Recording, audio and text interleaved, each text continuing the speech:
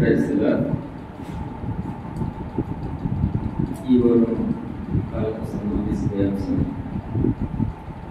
మోసపోతున్న విశ్వాసులు లేదా క్రైస్తవులు అనబడిన వారు అన్న దాని మీద కొన్ని విషయాలు మనం ధ్యానించుకుంటూ మన ముందున్న వాళ్ళపైన చేసి ముందు మనల్ని మనం సరి చేసుకుంటూ పరీక్షించుకుంటూ యోగ్యమైన రీతిలో వాళ్ళని మనం తాగుదాం. మోసపోతున్న క్రైస్తవులు లేదా క్రైస్తవులు అనబడిన వారు 1 యోహాను 1వ అధ్యాయం 1 యోహాను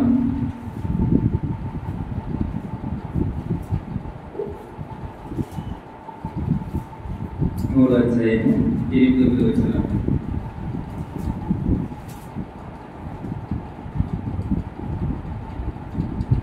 మొదటి యోహాను 1వ అధ్యాయం 8-9 వచనాలు. మనం పాపము లేని వారిని 1 యోహాను పత్రిక 1 యోహాను మనము పాపము లేని వారిని చెప్పుకుని ఎడల మనలను మనమే మోసపుచ్చుకుంటాము మరియు మనలో సత్యం ఉండదు. మన పాపములు మనం ఒప్పుకుని ఎడల ఆయన నమ్మదగిన వాడును నీతిమంతుడును కనుక ఆయన మన పాపములను క్షమించి సమస్త దుర్నీతి నుండి మనలను పవిత్రులుగా చేయను. సహాయం కొరకు చిన్న ప్రార్థన. మహాపరిశుద్ధుడగు గరుడగు సకల ఆశీర్వచనాలు కారణభూతుడైన యేసయ్య, మీ యొక్క ప్రేమను బట్టి మీ యొక్క కృపను బట్టి వందనాలు. మరి ఆరాధన మందిరంలో ప్రభావం నడిపించారు, దాన్ని బట్టి వందనాలు. మరి తండ్రి, మరి మీ శరీరానికి సాదృశ్యంగాను మీ రక్తానికి సాదృశ్యంగాను బల ఇవ్వబడింది ప్రభా. దానిని తాకే ముందు ప్రభా యోగ్యమైన రీతిలో మమ్మల్ని మేము పరీక్షించుకుని సరిచేస్తుంది ప్రభా. వాళ్ళు కావలసిన మాటలు మాకు దయచేయమని ప్రార్థన చేస్తుంది. మా యొక్క సొంత ఆలోచన కాదు కానీ ప్రభా, మరి మీ చిత్తంలో ప్రభా మీరు బయలుపరిచిన అద్భుతంతో పెట్టుకునే వారుగా దాని ఆ మాటలు మమ్మల్ని ఉంచమని పలికించమని యుద్ధమైన రీతిలో ప్రభా వాళ్ళకు తరపులో సహాయం చేయమని మా ప్రభువు రక్షకుడు మా కొరకు రానయ్యున్న యేసుక్రీస్తు నామంలో వేడుకొరకు ప్రార్థిస్తున్నాను మా తండ్రి. ఆమేన్.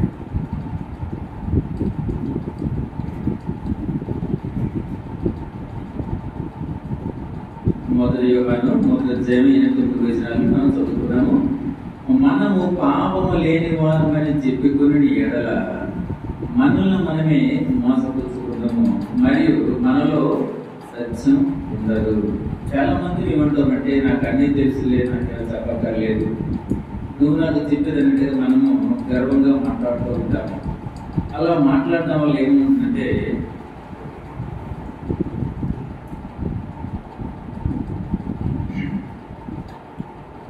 మనము పాపము లేని వారిని చెప్పుకునే ఎడల మనల్ని మనమే మోసపుచ్చుకుందాము అంటున్నాడు. కాబట్టి ఇప్పటికీ చాలా మంది పాపం ఉందంటే ఒప్పుకోరు. కానీ నిజంగా నేనైతే మాత్రం మనలో పాపం ఉంది, ఎందుకంటే దేవుడు చెప్తున్నాడు కదా, నీతిమంతుడు లేడు ఒక్కడు లేడు అని చెప్తున్నారు. కాబట్టి మనము పాపము చేసిన వారిని అయితే ఆయన యొక్క పరిశుద్ధ రక్తంలో మనం కడబడిన వారిగా మరియు ఆయన యొక్క ఆజ్ఞలను మనం ప్రేమించిన వారిగా ఆయన్ని మాట్లాడి మనం జ్ఞాపకం చేసేవారిగా ఉండాలన్నది ఆయన యొక్క ఉద్దేశమే ఉన్నది.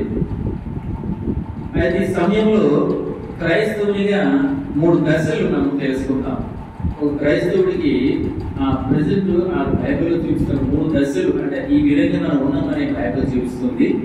అందులో మనం ఏ దశలో ఉన్నామో, మరి దేవుని మనం ఏ విధంగా అంగీకరిస్తున్నామో మనం ఒకసారి తెలుసుకునే ప్రయత్నం చేద్దాం. మొదటి, ఆత్మీయతలో అనుభవం లేని వారికి ఉన్నట్లుగా బైబిల్ చూపిస్తుంది. మొదటగా ఆత్మీయతలో అనుభవం లేని వారిగా బైబిల్ చూపిస్తుంది. ఎబ్రీ రాసిన పత్రిక 5వ అధ్యాయము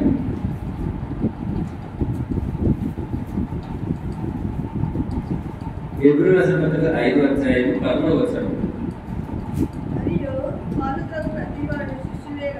మరియు మరియు పాలు త్రాగు ప్రతివాడును శిశువే కనుక నీతి వాక్య విషయములో అనుభవం లేని వాడై ఉన్నాడు. ఈ మాట మన సొంత మాటలు కాదు, కానీ బైబిల్ క్షుణ్ణంగా ఏంటంటే పాలు త్రాగు ప్రతి వాడును శిశువే. ఇప్పుడు పాలు ఎవరు తాగుతారు? చిన్నపిల్లలు తాగుతారు. వారికి తగిన ఆహారము మనం సమకూర్చి ఆయా వారి యొక్క పెరుగుదల కొరకు, వారి యొక్క ఆరోగ్యం కొరకు మనము జాగ్రత్త తీసుకుంటూ ఉంటాము. మరి చిన్నపిల్లలకి మనం మాంసం కానీ ఇంకా బలమైన ఇంకా ఏదైనా అధికమైన ఆహారం మనం పెట్టలేదు. ఎందుకంటే వారి వయసుకు తగ్గట్టుగా పెట్టాలి. వారి వయసుకు తగ్గట్టుగా ప్రధానంగా ఏమిటి ఆహారం అంటే పాలు. అంటే పాలు తాగుతున్నట్టు అర్థం అంటే వారి చిన్న పిల్లలే, వారు చిన్న పిల్లలు. కాబట్టి వారికి న్యాయ అన్యాయాలు మంచి చెడు గ్రహించే శక్తి వారికి ఉండదు. వారు పెరిగి పెద్దయి అప్పుడు వివేచించి ఏది మంచి ఏది చెడు తెలుసుకునే ఆలోచన వారికి కలుగుతుంది. కాబట్టి మొదటి దశ ఏంటంటే పాలు తాగే ప్రాయం. అంటే పాలు తాగే వయసులో మనం ఏమి కూడా తెలుసుకోలేని వారిగా ఉంటాము. మరి విద్యా విషయంలో చూడండి, అలా కొంచెం నేర్చుకోవడం ప్రయత్నం చేస్తాం. చదువు లేని వారు, చాలా మంది చదువు లేని వారు చదువున్న వారి దగ్గరికి విషయం తెలుసుకొని ఆతృత పడుతుంటారు. లేదు ఎగ్జాంపుల్కి మన వేరే ప్రాంతం, మన ఆంధ్రప్రదేశ్ కాకుండా మన ఆంధ్రప్రదేశ్లో, మన తెలంగాణలో కూడా కొన్ని చోట్ల హిందీ బాగా మాట్లాడతారు, కొన్ని ప్రాంతాల్లో ఇంగ్లీష్ మాట్లాడతారు. అక్కడ మనకు ఒకవేళ ఆ భాషలో రానివారం అయితే, అంటే పాలు తాగే వయసులో ఉన్నట్టే, అప్పుడు మనం ఆ భాష నేర్చుకునే ప్రయత్నం చేస్తాం అన్నమాట. ఇలాగే పని విషయంలో కానీ, అంటే భాషా ప్రాబ్లం కావచ్చు, అక్కడ పరిస్థితుల విధానం కావచ్చు, అంటే అన్ని ప్రతి కూడా మనం నేర్చుకునే వారిగా ఉంటున్నాం. అంటే అర్థం ఏంటంటే మనము పాలు తాగే వయసులో ఉన్నాం. మొదలుగా ఆ బైబిల్ చూస్తే మీరు పాలు తాగే వయసులో ఉన్నారని ఒక దేశం మనకి పరిచయం చేస్తూ వస్తుంది. మరి రెండు చూసినట్లయితే ఆత్మీయతలు జ్ఞానం కలిగిన వారిగా ఉంది. అది కూడా బైబిల్ చూపిస్తుంది అనమాట. చూడండి, అయితే ఏప్రిల్ 5:14. ఇప్పుడు 11 చూసాం కదా, 14 వచనం. వయసు వచ్చిన వారు అభ్యాసన చేత మేలు కీడులను వివేచించుటకు సాధకము చేయబడిన జ్ఞానేంద్రియములు కలిగి ఉన్నారు కనుక బలమైన ఆహారం వారికి తగును. ఎవరికి పాలు, ఎవరికి బలమైన ఆహారం అంటే చిన్నపిల్లలకి పాలు, ఇంకా మన పెద్ద వయసు పెరుగుతున్న కొలిది మనకి ఏమంటే బలమైన ఆహారం, అంటే మాంసం కావచ్చు, ఏదైనా కావచ్చు, బలమైన ఆహారం మనము తింటున్నాం. కనుక మనం అభ్యాసం నేర్చుకోవడం ద్వారా మనం ఏం తెలుసుకుంటున్నామంటే మంచి చెడును గ్రహించే శక్తి, పాపము పుణ్యము ఎరిగి ఆ జ్ఞానాన్ని మనం దేవుడి ద్వారా మనము తెలుసు. ఎందుకంటే మనము పెరుగు, అంటే మనం వయసు వచ్చి మన యొక్క పెరుగుదలను బట్టి, మన యొక్క అభివృద్ధి బట్టి మనం తెలుసుకునే వారిగా మనము ఉంటున్నట్టుగా కూడా ఇక్కడ చెప్తుంది. అంటే ఎగ్జాంపుల్ గా పని చేయగలిగిన శక్తి కలిగినప్పుడు, ఇప్పుడు చిన్నపిల్లగా ఉన్నప్పుడు పని మనం చెప్పలేము. ఒకవేళ చెప్పినా వారి దగ్గర పని మాత్రం వారు చేస్తారు తప్ప, కానీ అది మించి వారు చేయలేదు. కానీ పెద్దవాళ్ళమైన మనము పని చేయగల ఉంటే శక్తి కలిగిన వారిగా ఉంటాము. శక్తి కలిగిన వారు ఇంకా అన్ని చక్కగా నేర్చుకోవడానికి కూడా మన ఆ యొక్క అభ్యాసం మనకి సహాయపడుతూ వస్తుంది. కాబట్టి ఈ సమయంలో ముందుంచిన 3 దశలు, 2 దశలు. మొదటి పాలు తాగే దశ, రెండోది ఏంటంటే జ్ఞానం కలిగిన దశ, అంటే ఆత్మీయతలో జ్ఞానం కలిగిన వారిగా మనం ఉంటున్నాం. ఇక చివరికి 3వ దశ మనం చూసుకున్నట్లయితే క్రీస్తును ధరించుకున్న వారు, అది ఒక దశ. క్రీస్తును ధరించుకున్నవారు. చూడండి, గలతీయులకు రాసిన పత్రిక 3వ అధ్యాయము, గలతీయులకు రాసిన పత్రిక 3వ అధ్యాయము 27-28 వచనాలు.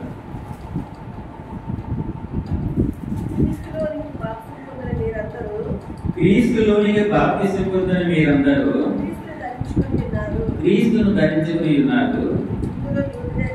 ఇందులో యూదుడని, గ్రీసు దేశస్థుడని లేడు,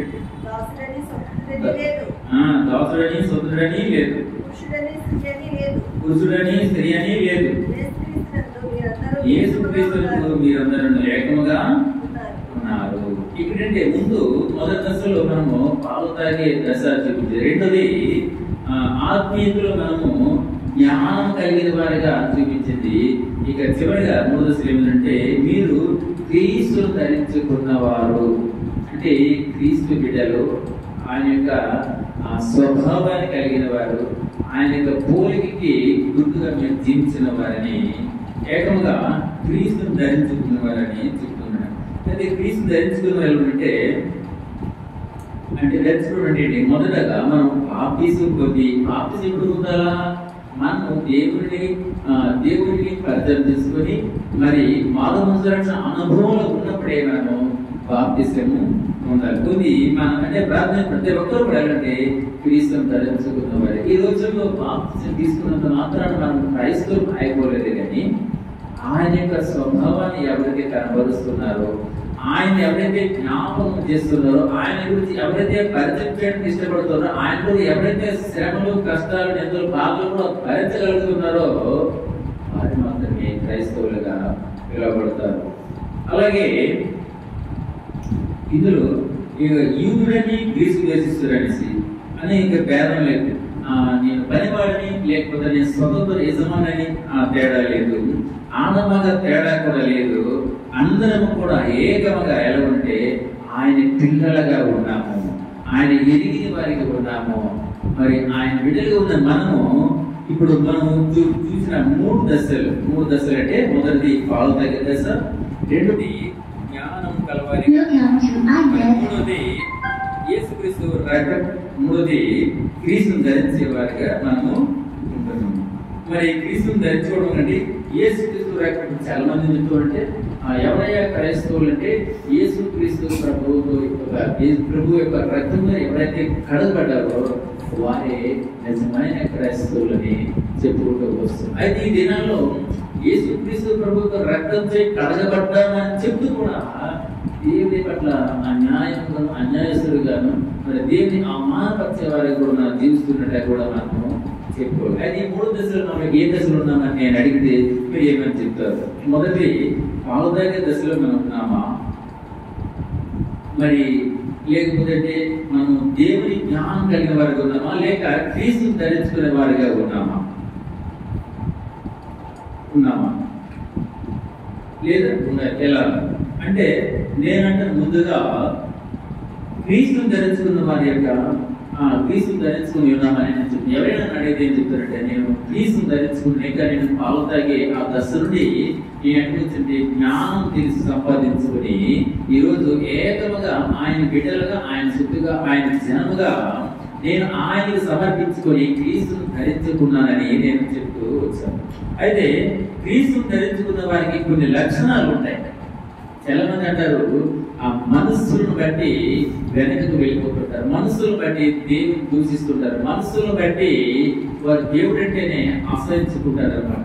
కానీ ఇక్కడ నిజమైన క్రైస్తవులు క్రీస్తును ధరించుకున్న వారికి కొన్ని లక్షణాలు ఉంటాయి. అండ్ ఈ లక్షణాలలో మొదటి లక్షణము వెలుగై ఉన్నవారు. మొదటి లక్షణం వెలుగై ఉన్నవారు. ఎపిసి రాసిన పత్రిక 5వ అధ్యాయము 8వ వచనం.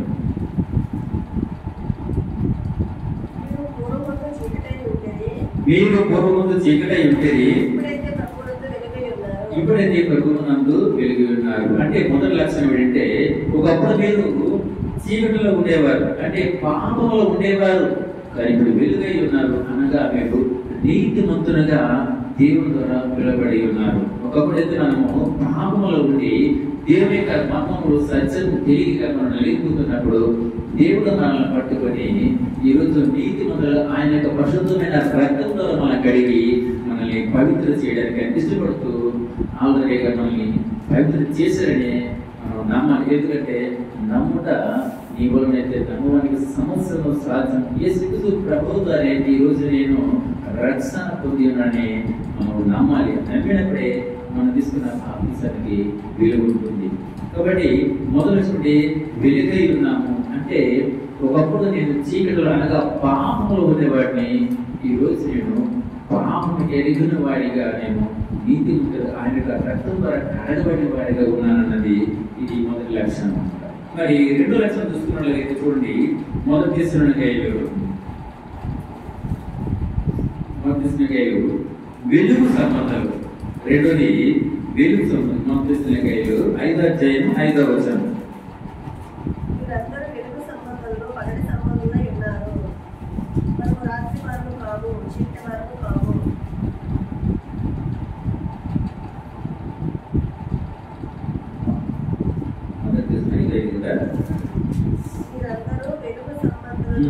మీరందరూ వెలుగు సంబంధులను పగటి సంబంధులై ఉన్నారు. మనము రాత్రి వారము కాము, చీకటి వారము కాము. అంటే అర్థం ఏంటంటే రాత్రి చీకటి అనగా పాపం అనగా సాదృశ్యం. మా అందరం ఎలా ఉన్నామంట? మనందరము వెలుగు సంబంధాలను, దేవుని సంబంధాలను, పగటి సంబంధాలుగా ఉన్నాము. అంటే ఒకప్పుడు మనం చీకట్లో ఉన్నాము, ఈరోజు వెలుగులో. ఒకప్పుడు పాపంలో ఉన్నాము, ఈరోజు పాపం ఎరిగిన వారిగా ఉన్నాము. అంతేకాదు కానీ మనందరం కూడా దేవుని యొక్క బిడ్డలుగా ఉన్నాము, వెలుగు సంబంధాలుగా మనము. మొదటి లక్షణం అంటే మనం వెలుగై ఉన్నాము. రెండోది మనము వెలుగు సంబంధమై ఉన్నాము. మనము వెలుగు సంబంధం. ఇక మూడోది చూసుకుంటే దేవుని ప్రజలు. మనము దేవుని చూడండి, మొదటి పేతురు 2వ అధ్యాయము. దేవుని ప్రజలు. మొదటి పేతురు 2వ అధ్యాయము 9వ వచనం. అయితే మీరు చీకటిలో నుండి ఆశ్చర్యకరమైన తన వెలుగులోనికి మిమ్మల్ని పిలిచిన వాని గుణాతిశయములను ప్రచురణ చేయు నిమిత్తము ఏర్పరచబడిన వంశమును, రాజులైన యాజక సమూహమును, పరిశుద్ధ జనమును, దేవుని శుద్ధైన ప్రజలనై ఉన్నామని. ఎవరు ఉన్నమాట? దేవుని ప్రజలను. అంటే ఈ 3 లక్షణాలు ఎవరికి ఉంటాయంటే, ఎవరైతే క్రీస్తును ధరించుకొని ఉంటారో, ఎవరు క్రీస్తు కొరకు శ్రమలను అనుభవిస్తారో, ఎవరు క్రీస్తును పరిచయం చేయడానికి ఇష్టపడతారో వాళ్ళు లక్షణం ఏంటి? మొదట వాళ్ళు వెలుగుగా ఉంటారు. ఈ అన్నింటి వెలుగు ఉంటారు. రెండోది వెలుగు సంబంధాలు ఏం చేస్తారంటే దేవుని ప్రజలుగా, దేవుని పిల్లలుగా వారు కనిపిస్తూ ఉంటారు. అయితే దేవుని ప్రజలమైన మనము ఎలా ఉన్నాము? ఇది నిజం వాస్తవం ఏంటంటే క్రీస్తుని ధరించుకున్నవి ఎలా ఉండాలంటే 3 ఎగ్జాంపుల్ గుణాలు మనం చూస్తాం. అయితే వారు ఇప్పుడు ప్రస్తుతం ఎలా ఉన్నారు అంటే అది కూడా బైబిల్ చూపిస్తుంది. చూడండి, హెబ్రీయులకు రాసిన పత్రిక 5వ అధ్యాయము.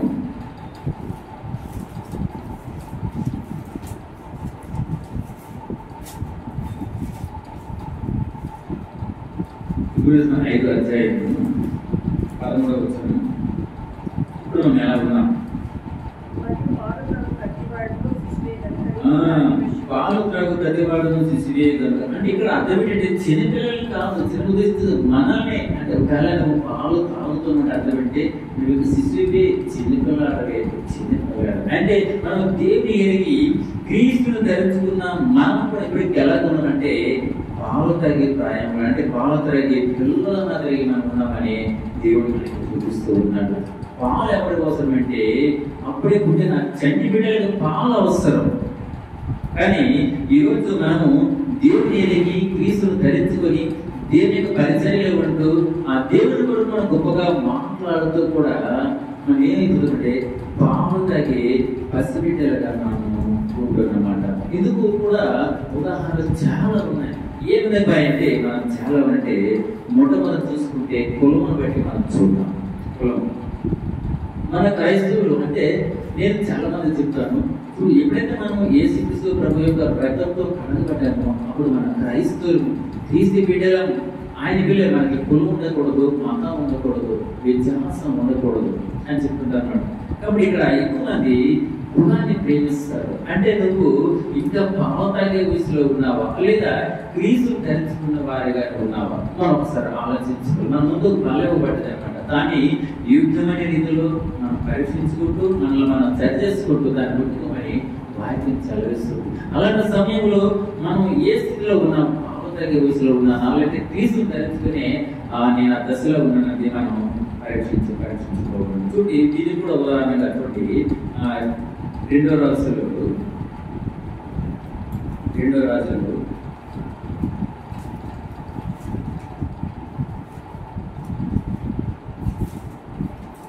రెండవ రాజులు 17వ అధ్యాయము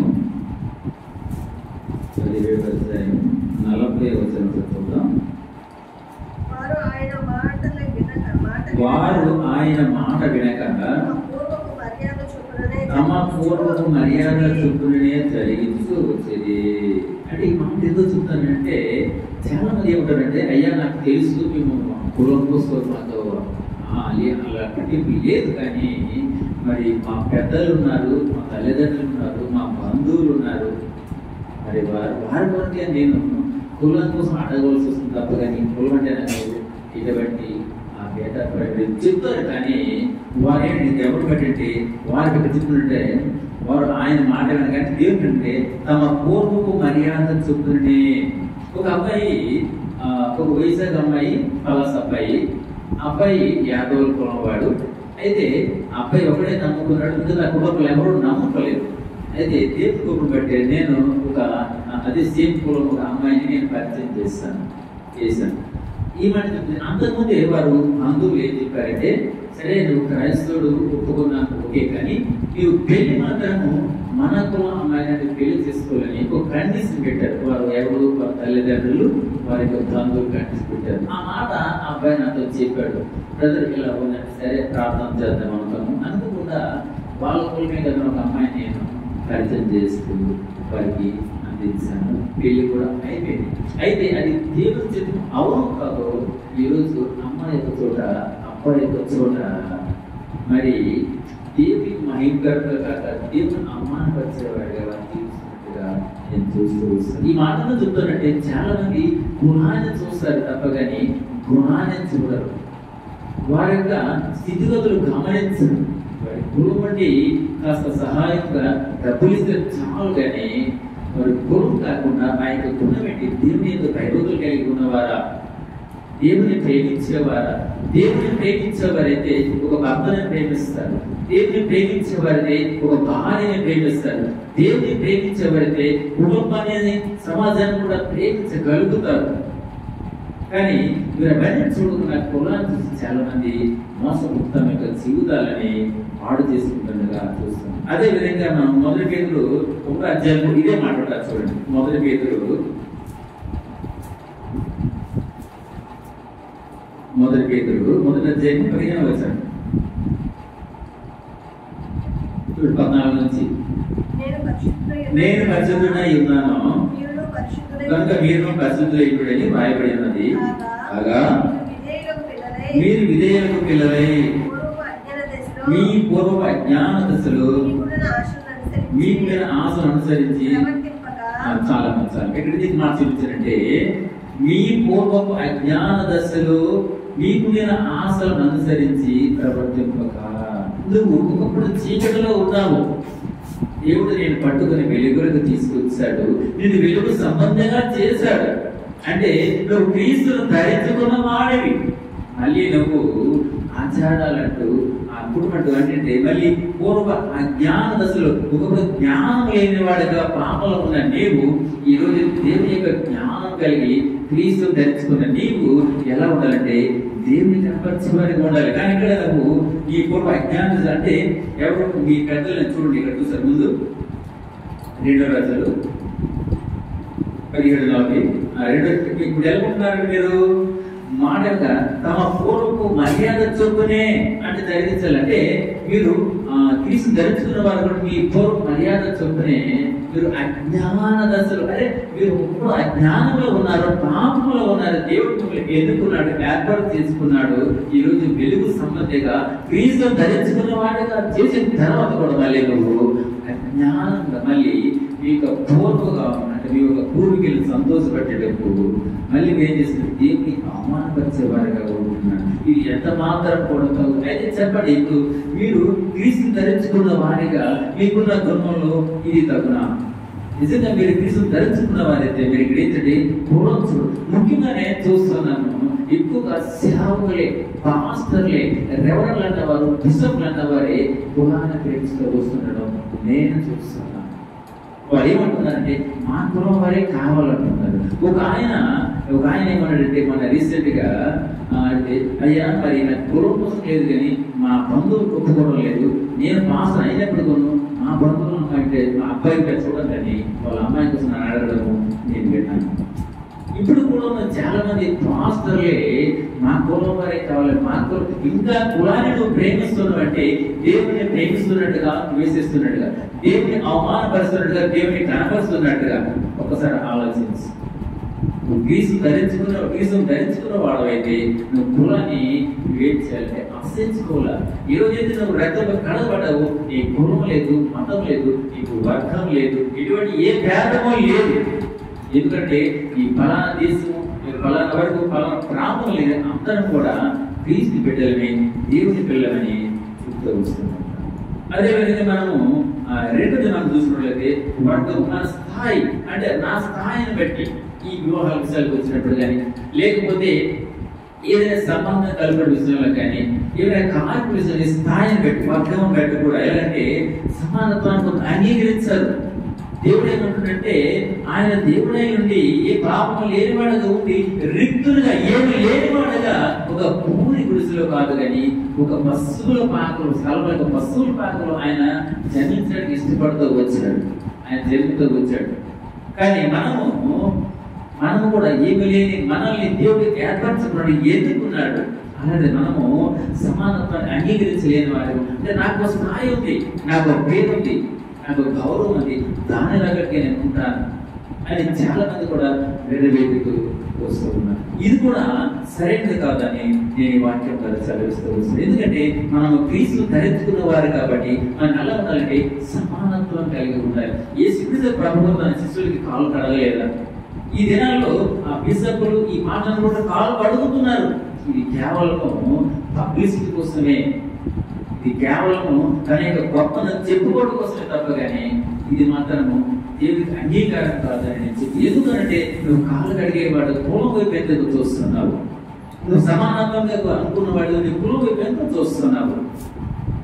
లేదంటే నా స్టేటస్ ఇది, లేదా నా పని ఇది ఎందుకు చూస్తున్నావు? దేవుడు ఏమైనా అలా వ్యత్యాసం చూపించేవాడా? దేవుడు అందరినీ ప్రేమించేవాడు కదా. అటువంటి స్వభావం కలిగి ఉండాలి కదా. దేవుడు మనతో మాట్లాడుతూ ఈ వాక్యాలని మన ముందు పెట్టున్నాడు.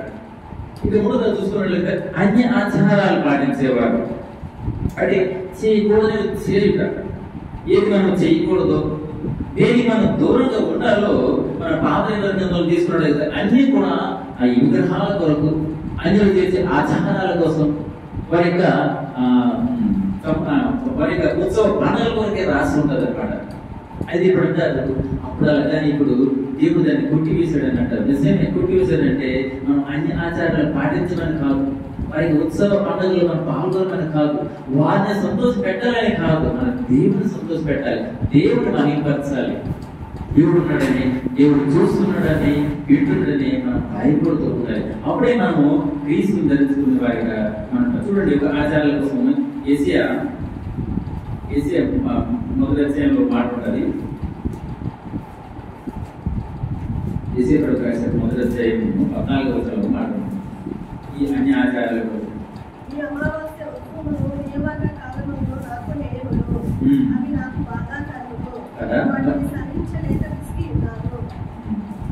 ఆయన దేవుడు ఏం చెప్తున్నాడంటే, చూడండి ఏం చెప్తున్నా, అంత క్లియర్గా చెప్తాను. చూడండి, మీ అమావాస్య ఉత్సవములు నియమక కాలములను నాకు హేయములు, నాకు ఇష్టం లేదు, నాకు అసహ్యమవి, అవి నాకు బాధాకరములు, వాటిని సహించలేక విసిగి ఉన్నానని దేవుడు చెప్తున్నాడు అనమాట. చూడండి, మన పిల్లలు మనకి ఇష్టం లేని రీతిగా వాళ్ళ సినిమాలు చూస్తున్నా, లేదా అసభ్యకరమైన పనులు చేస్తున్నా, మనకి ఇష్టం లేని కార్యాలు చేస్తున్నా ఎంత బాధపడతామో, ఎంత విసిగిపోతామో, మనకి ఎంత ఆవేదన చెందుతామో.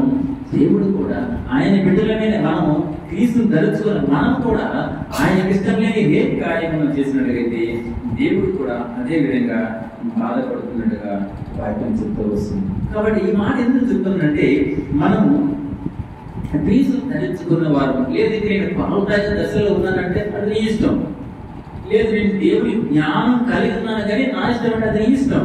కానీ మూడో దశ ఏంటంటే క్రీస్తుని ధరించుకున్నవారు, అంటే క్రీస్తుని ధరించుకునే ఒక దశ ఉంది. మేము ఆ దశలోకి వచ్చినప్పుడే మనం క్రీస్తు యొక్క ఆ యొక్క శరీరం, ఆ యొక్క రక్తంలో మనము పాలు పొందగలము.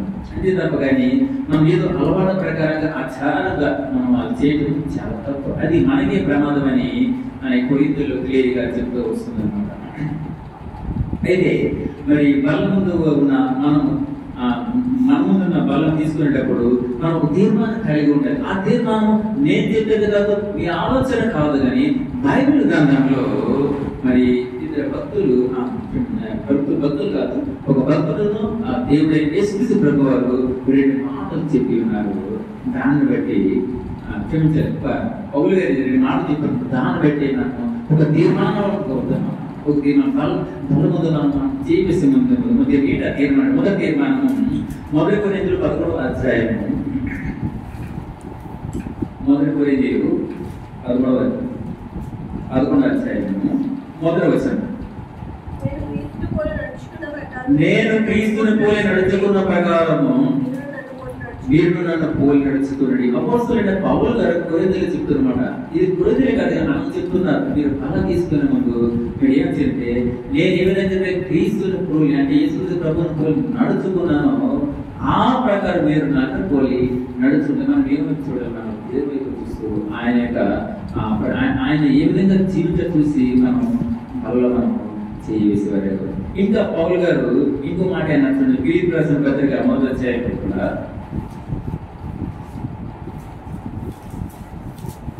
ఫిలిప్పీయులకు రాసిన పత్రిక 1వ అధ్యాయం 21వ వచనం అందరూ తెలిసి జ్ఞాపకం చేసుకోండి. అంటే నా మట్టుకైతే బ్రతుకుట క్రీస్తే చావైతే లాభము అని ఇక్కడ పౌలు గారు ముందు ఏమంటారంటే, నేను క్రీస్తుని పోలి నడుచుకున్న ప్రకారము మీరు నన్ను పోలి నడుచుకోండి అన్నాడు. మళ్ళీ ఏమంటే, నా మట్టుకు నేను బ్రతికితే క్రీస్తు కొరకే బ్రతుకుతాను, ఒకవేళ చనిపోతే నేను క్రీస్తు కొరకు అంటే ఇటువంటి గొప్ప తీర్మానంతో మన ముందున్న బలను చేయవలసిగా ఉన్నాం. కాబట్టి 1 కొరింథీయులు 11వ అధ్యాయం 28.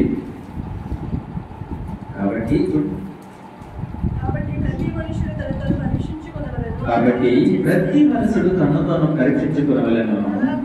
అలాగూ చేసి ఆ రొట్టెను తిని ఆ పాత్రలోది త్రాగవలను. కాబట్టి ఎందుకు కాబట్టి వచ్చిందంటే, మనం ఇప్పటి వరకు విన్నాము.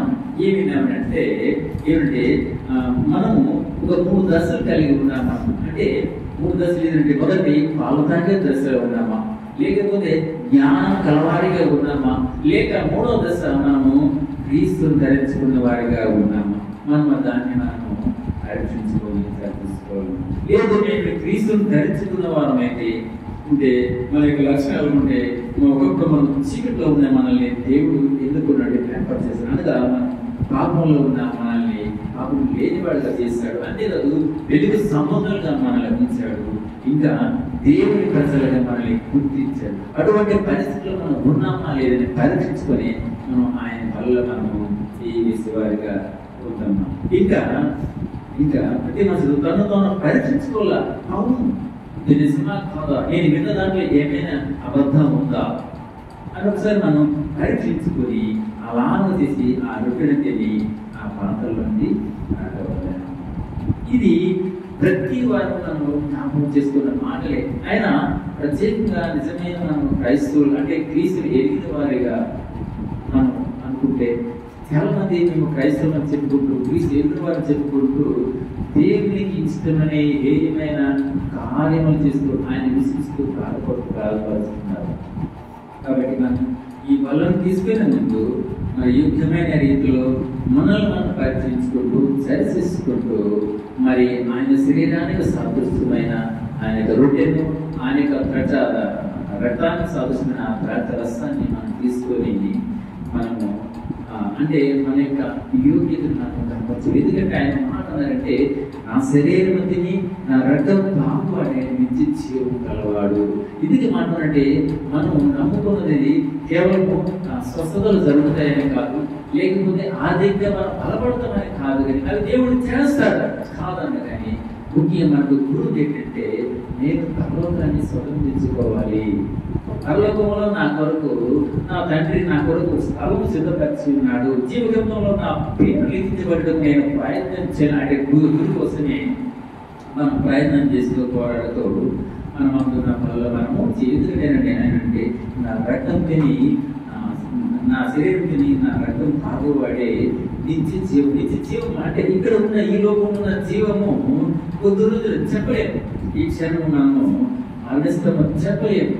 ఆయన దొరకవలే వస్తాడు. కాబట్టి మనం ఎలా ఉండాలంటే ఆయన రాకడ వరకు సిద్ధపాటు కలిగి మనం ఎలా ఉండాలంటే ఒక సైనికుల మాదిరిగా మన ఊరు ఎప్పుడు ఏదైనా పెట్టవచ్చును ఆయన దొంగవలే వస్తాడు. కాబట్టి మనం కూడా దాని కూడా కనిపెట్టుకుంటూ మన యొక్క రక్షణ జీవితాన్ని కాపాడుకుంటుండగా దేవుడు ఈ సందర్భంలో తెలియజేస్తుంది. దేవుడి పరిశుద్ధ వాక్యాన్ని దేవుడు ఇచ్చిన